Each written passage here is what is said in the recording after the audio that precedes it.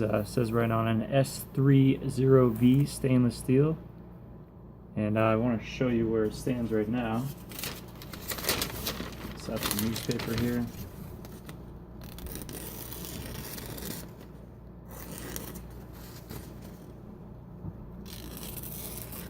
It's not, you know, like, it's usable, but it's ready, and I've never sharpened it. I'm excited to do that. So I got the, I'll be doing it on the Edge Pro Apex. I have the small blade attachment set up on here. I'll do another vid to introduce the, and go over the Edge Pro itself. And then what I'll probably do is speed up the video from here as I roll through the stones. I'm going to try to start out with a 220 stone. I'll take it all the way up to 1,000 grit stone, and then I'll polish it, and then I'll run it over the strop. In case I high speed through any of that, that's what you know is going on. First thing I do is, for this blade, I'm going to match the factory bevel degree. So I just put a little magic marker on a few spots. It's actually not consistent on both sides of this blade, so we'll fix that. I'll try to show you what I did there. This little Sharpie. Then when I run the stone over it, look at where the ink is gone, and that means I have the right angle set.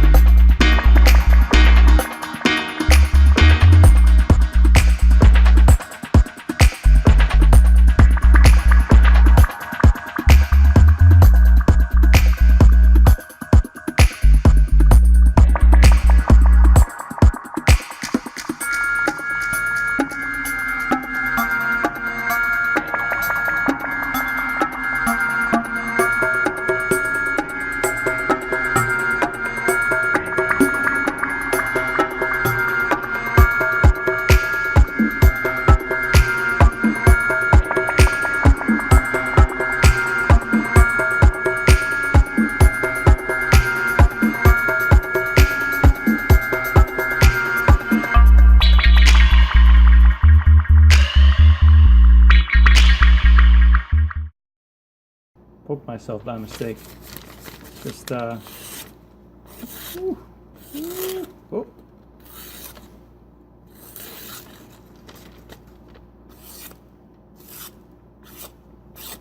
don't know how well you can see that, but anyway, that's pretty exciting. I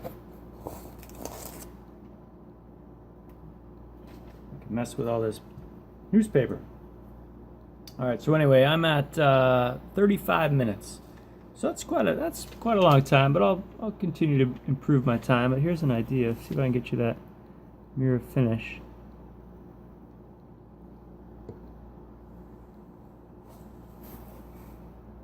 Both sides.